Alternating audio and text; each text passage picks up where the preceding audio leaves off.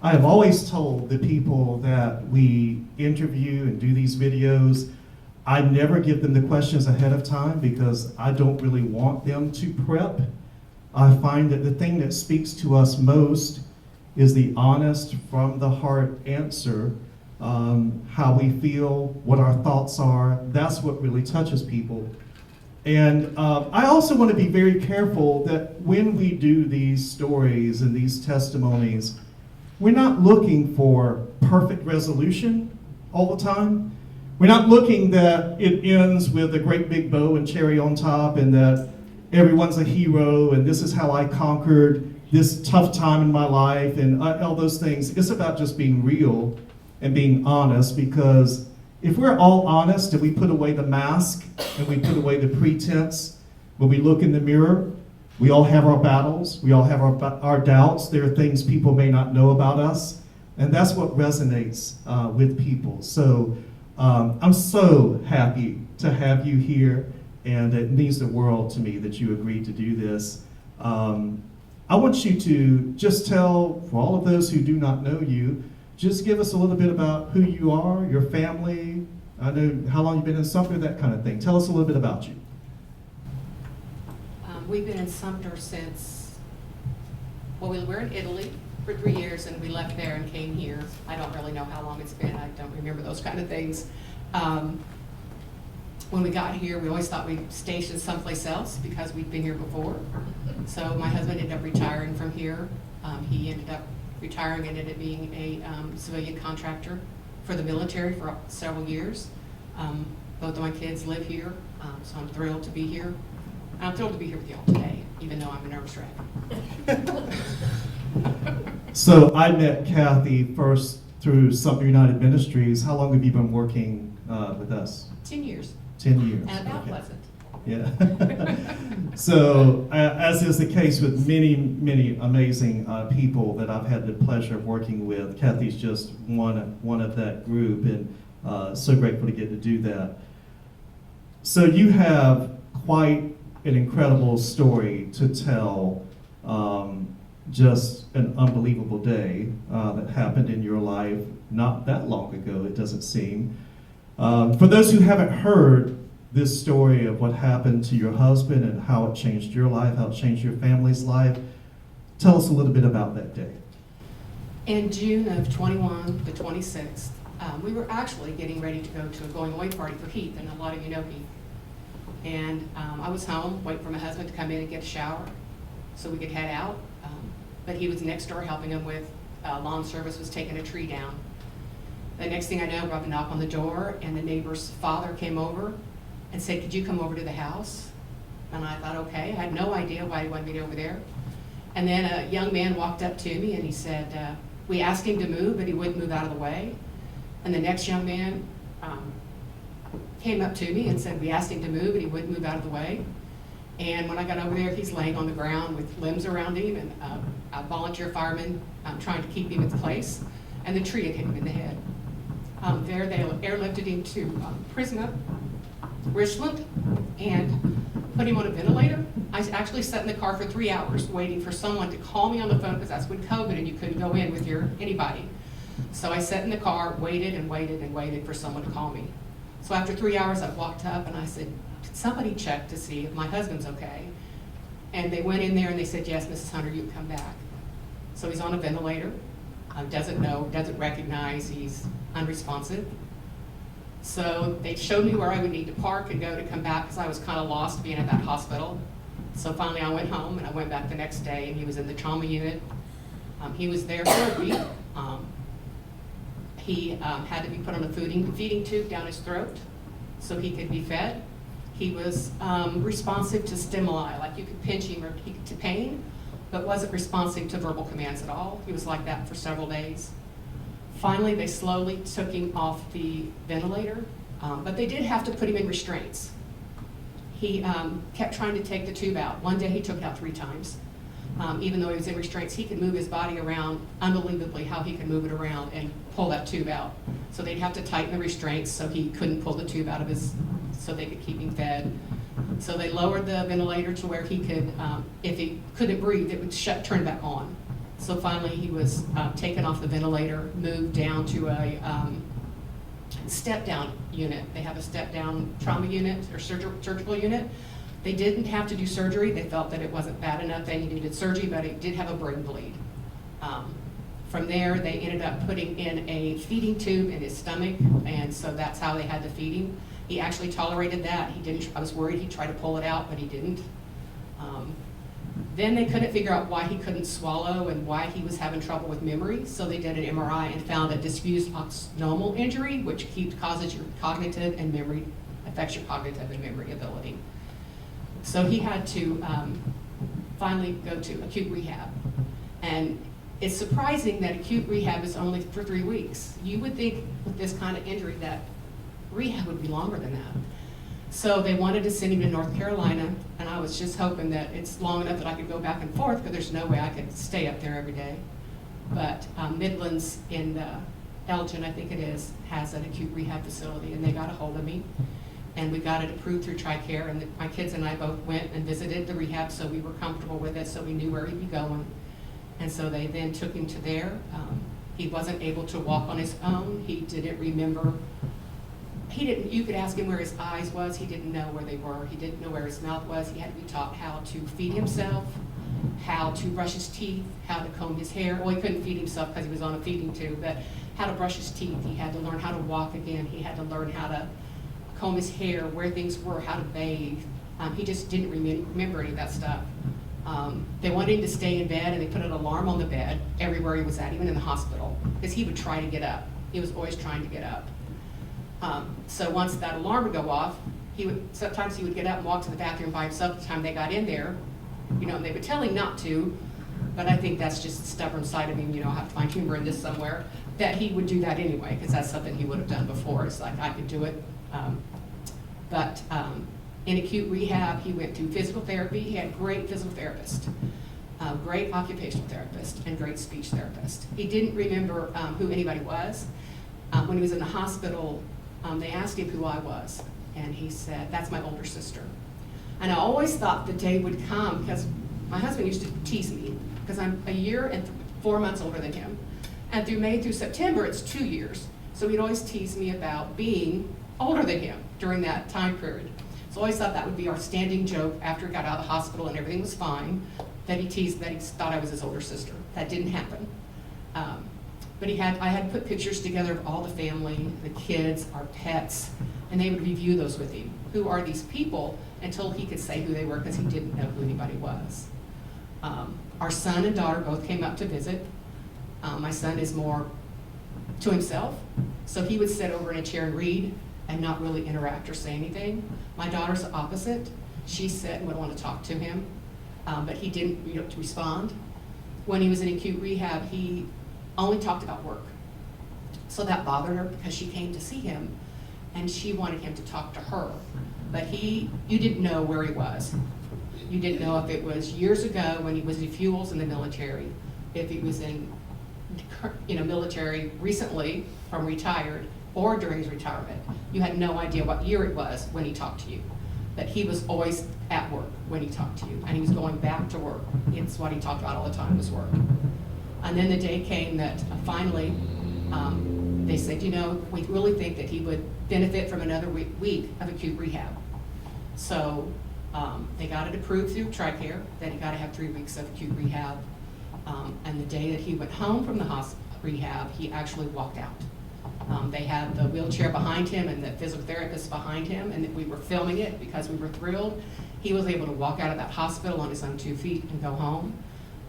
When he came home, he was considered a fall risk, so we had to be with him all the time. Everywhere he went, we had to have our hand near his shoulder so he wouldn't fall. He was on a walker. It was hard for him with a walker because my husband's feet kind of point out a little bit, so that was a struggle for him. He did better without it. So that's pretty much where we were at. So just getting home and physically recovering enough to come home is just part of this battle and story.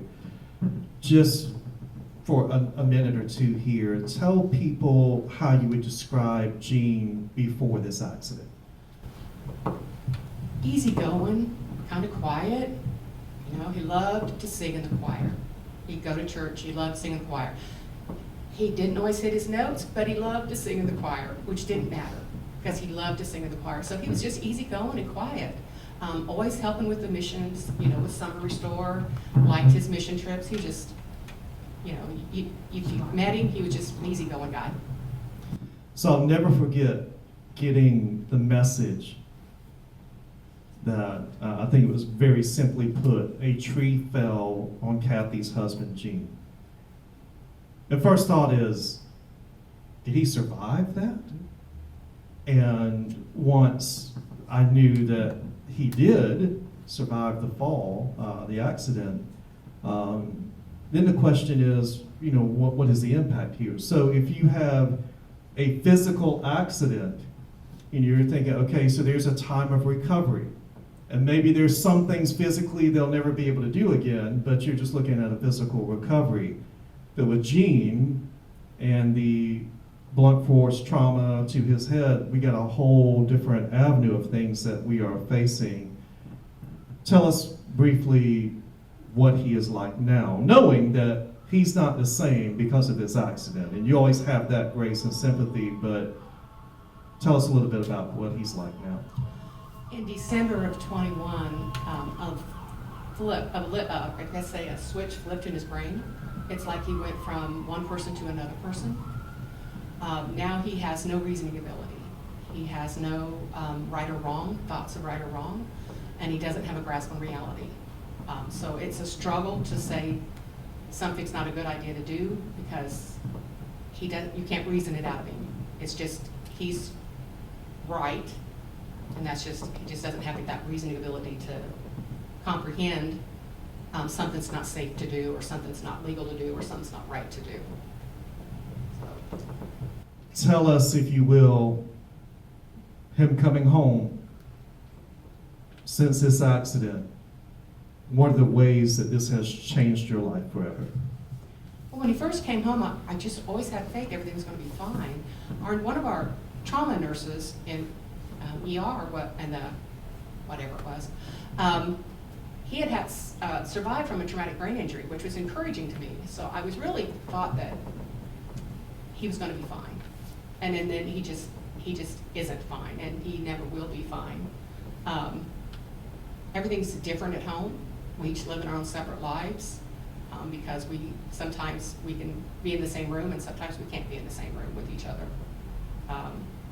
He did have to have surgery. His eyes were crossed, so he had to have his eyes straightened. So we did have to go through that. I don't even know how to express it. I know there are some things that he probably shouldn't be doing, from danger risk or whatever that he does believe he can do. I know there are things that you've kind of had to go behind and fix, stuff that he's done, and I'll leave it up to you how much you want to tell everyone. But if you've ever known someone with, blunt force trauma and having, an injury that affects your brain and the way that you think and your personality and all of those things, it's significant. It can completely change who that person is. So I've seen firsthand how Kathy has had to serve her husband and serve her family here by doing the things that he can't do, or fixing the things that he maybe did not need to do or shouldn't have done. And watching her do that's just been, my heart breaks for you, and it's also inspirational for me to see the love and the grace by which you do a lot of those things. Through this time in your life, what would you say it showed you about yourself? Is there an area in your life that you said, hey, I realized that this area needed some growth in my life, or this challenge caused me to see things a little differently? From the aspect of your personal growth or spiritual growth, how has this impacted you? Well, I struggled with my faith for a long time. I remember being mad at God and thinking he hated me. Then I realized, no, he didn't hate me. Yelling at him. I mean, I've been through all those emotions, and it was hard. I remember sitting during devotional at work, and the devotions, and I'm thinking, that just really doesn't apply to me. because that's not happening. And the first week in October, I went to Spokane to see a friend of mine and spent a week with her. And when I went to go into the airport before I left, she said, we're going to call you, we're going to spend a week, we're going to fast and pray. And so we got together the first week of October, and she texted me, and we shared thoughts through notes on our Apple phones, and we spent the week. And she may live 3 hours away and thousands of miles away. But I felt so close to her that she was praying with me. Not for me, but with me. And I felt like that's when I reconnected with God, that it's going to be okay. That I got to remember to pray to God to give me the strength and lay everything at His feet. And that I can't hold it and I can't do it by myself. I have to do it with Him. And that meant the world to me, to be able to just lay it at His feet and remember that. And not feel like I was praying by myself. I know people say you're praying for you, and they do. Gosh, take a moment to pray with somebody, not even with you together, because that meant the world to me. That we prayed together, and I was able to just leave it at God's feet and feel better about the week. And one thing I try to pray every day is that God will intervene, and the decision of whatever comes will be He will make that decision for me. That I don't have to make a decision of what's going to happen in my life or Jean's life. That God will make that decision for me and take that decision totally out of my hands, because it's too big of a decision for me to make by myself. So understandably, in one moment and in one day, her life changed and her family's life changed.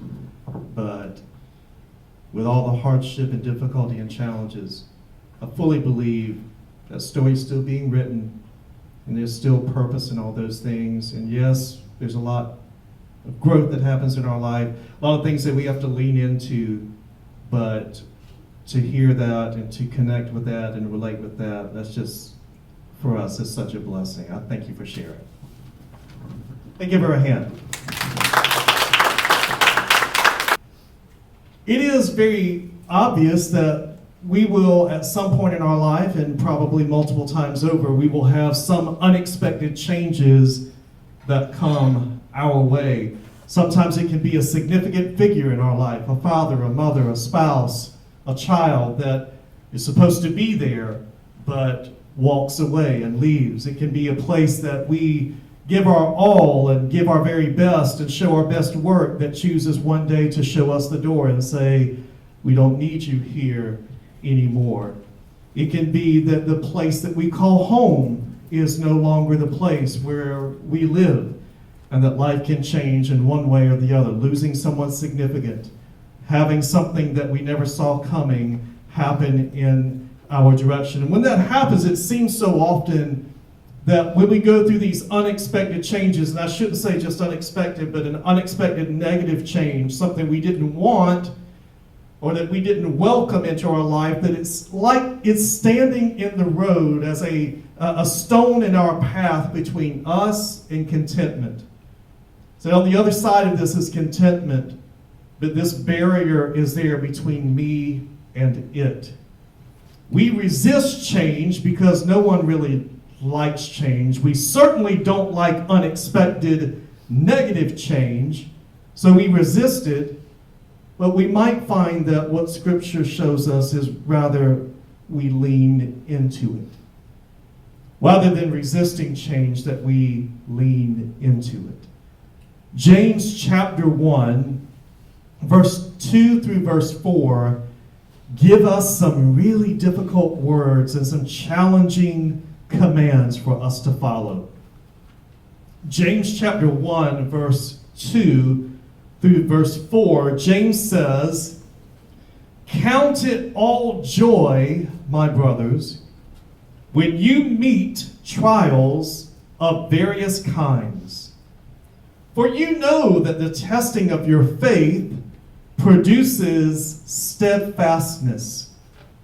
And let steadfastness have its full effect, that you may be perfect and complete, lacking nothing." I love that James, when he talks about trials, and trials here, he means those challenges, those things that push us, those things that leave us with unanswered questions or wondering where that's going to come from. Where's that resource going to come from? Where's that strength going to come from? Those obstacles in front of us. He says, when you meet trials and not if you meet trials. And there's a reason for that.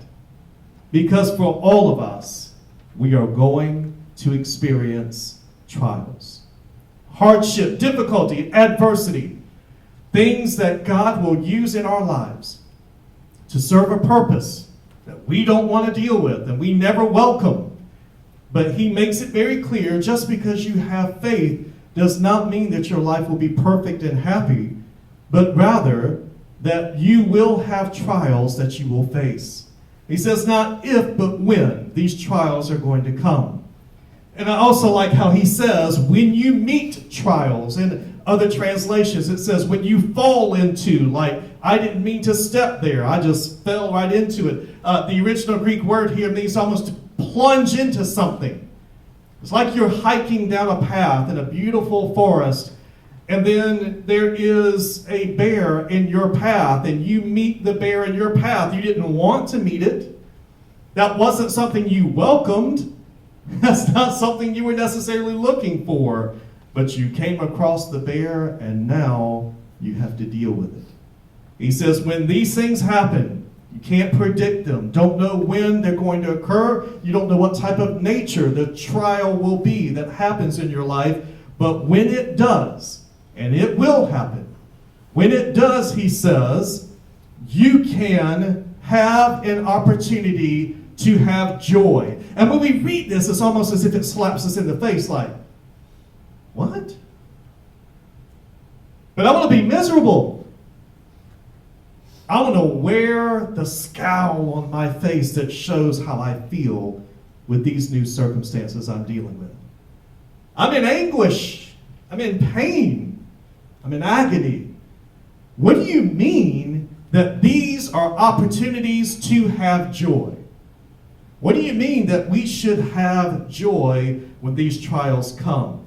Now, what he means here is not to be fake about our emotions. And you heard me say this as we began this interview, that I don't believe in putting on a brave face and just telling us what sounds perfect, because that's not real. And people want what's raw and honest and real. Life is difficult and complicated. And James is not suggesting here that we're not real with our emotions, or that we put on pretense, or a good Southern word, I think it's a Southern word, when we talk about Pollyanna. Oh, it's fine, everything's going to be fine. James is not suggesting that we live our life that way, but he is saying to us that we have an opportunity in hardship to have joy. And joy is a feeling, or it is an emotion.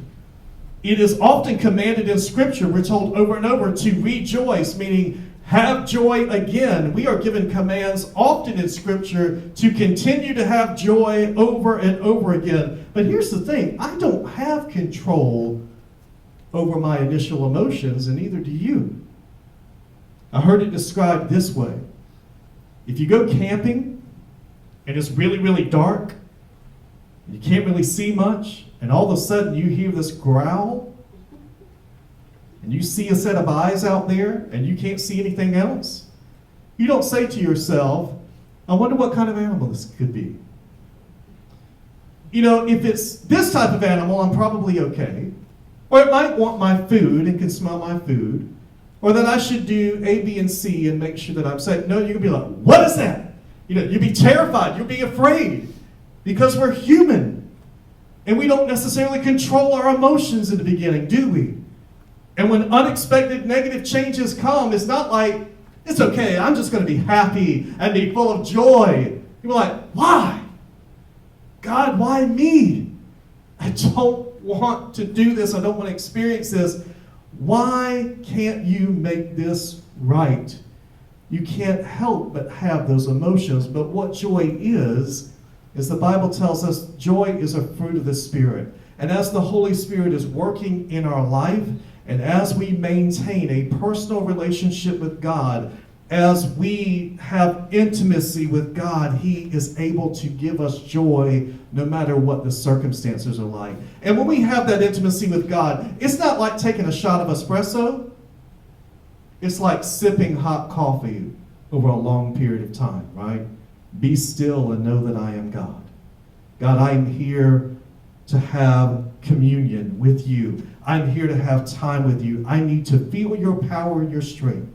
And I need to hear your voice. And when we do that, that God can give us this joy that says no matter how things are in my life, no matter what the circumstances are, no matter what difficulty I may be going through, I can have joy regardless of my circumstances. It doesn't matter what my checking account looks like. It doesn't matter what the printout of my symptoms are. It doesn't matter, how lonely I feel. None of these things matter. At the end of the day, what matters is I can have joy no matter what I may be going through because God has put it within me. It's an opportunity to have joy. Joy speaks to other people. Joy speaks to us. Joy becomes something powerful. Here, James says that the testing of our faith is productive and beneficial. The trials don't cause faith. Trials don't make faith, but trials will show you what faith you have or what faith you're lacking. It reveals where you are and who you are. He says that the testing of our faith is productive, it's beneficial. It says when we are tested, it provides for us steadfastness. It's also translated patience. But what it means, the original Greek word, hupomone, means active endurance. It's like you are under a huge boulder and you have the ability to toss the boulder, but instead you choose to stay under the weight of that boulder because you understand God is up to something and doing something. Whatever it is, God, I understand you're working in me and testing my faith. And I pray that you give me joy to bear it. That's something that is the result of our faith being tested. By the Greek philosophers, it was considered to be the greatest of all virtues, the queen of all virtues, that you can bear something heavy and still stay under that burden. You can carry the weight of your trial and rely upon God to give you strength. It leads then to us becoming fully mature. James says it will cause you to become complete and mature. He even goes on to say perfect and lacking nothing. This imagery is like in the Old Testament when they presented the sacrifice to God. They did so, and that sacrifice had to be perfect and without blemish. It says that when we understand whatever the Lord has allowed in our life, that we agree to bear it, provided He give us the strength and He give us the joy. I will remain under it because I trust you and I know you're doing something purposeful in me. That to do that is like a sweet sacrifice offered unto the Lord. Now I want to just briefly share a few things here. We're going to look at the life of Joseph for just a moment here. But this note for us to understand is there is a battle in our mindset. There is a battle for our mindset when it comes to what we're facing during trials, and those emotions that we have are flowing from it. So when I have a mindset that is negative, when I have a mindset that there's no purpose in this, then my emotions are most definitely going to be negative. But when I say, Lord, there's purpose in everything that you do. Lord, there is nothing that I will face that you don't give me enough strength to endure. Lord, you can give me joy no matter what my circumstances. When I face those things, when that's my mindset and those are my thoughts, the emotions that I have will be different. And I can truly have joy, just as the Bible said. Now we're going to look at just a couple of things real quick. In Genesis chapter 39, I'm going to show you two little stories here in the life of Joseph. Now if you remember the story of Joseph, Joseph was the favorite son of Jacob, and he was given a coat of many colors to show just how favored and special he was, and his brothers resented him because of it.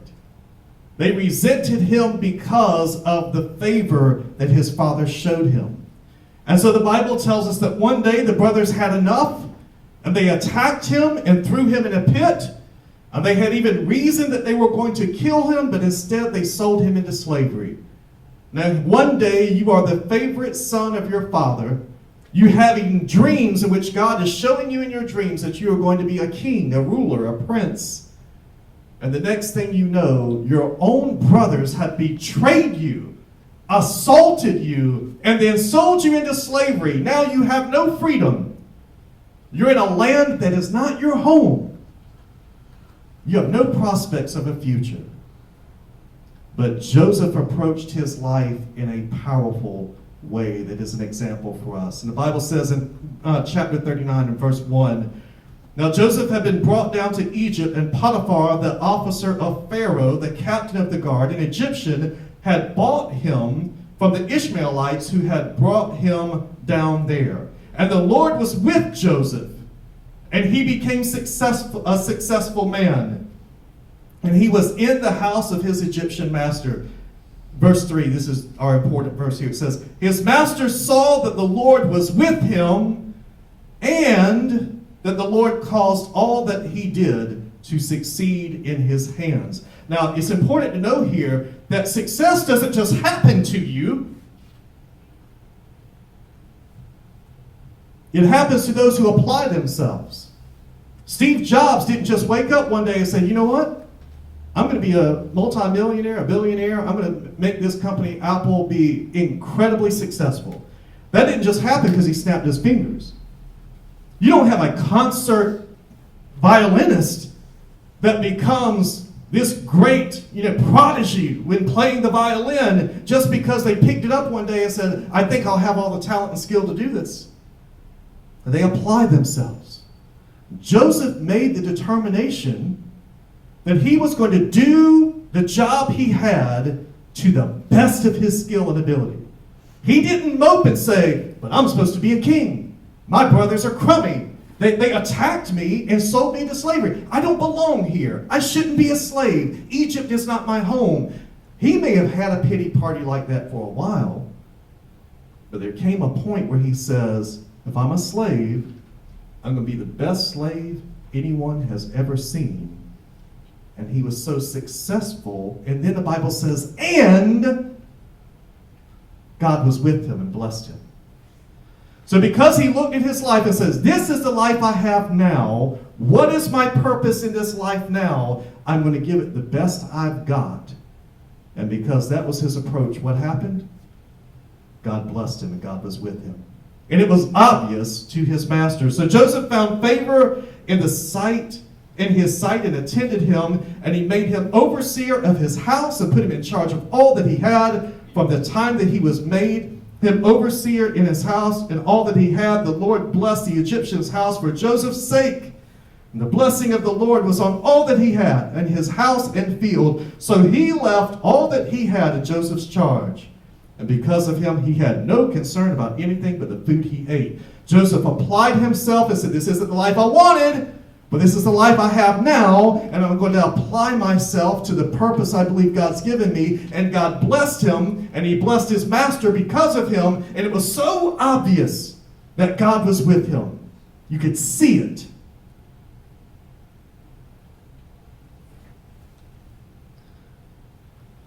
But his master had an annoying wife who made overtures at him over and over again. And Joseph, in the purity of his heart, said, "I'm not going to lie with you."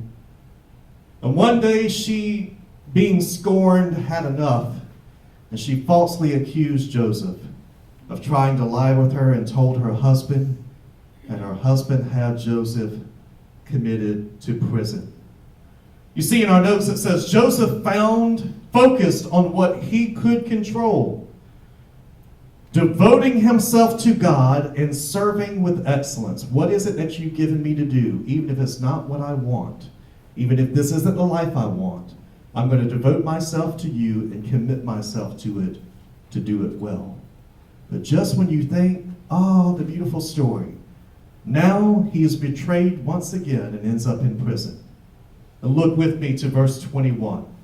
says, but the Lord was with Joseph and showed him steadfast love and gave him favor in the sight of the keeper of the prison. And the keeper of the prison put Joseph in charge of all the prisoners who were in the prison. And whatever was done there, he was the one who did it. The keeper of the prison paid no attention to anything that was in Joseph's charge, because the Lord was with him, and whatever he did, the Lord made it succeed. How much can this guy take?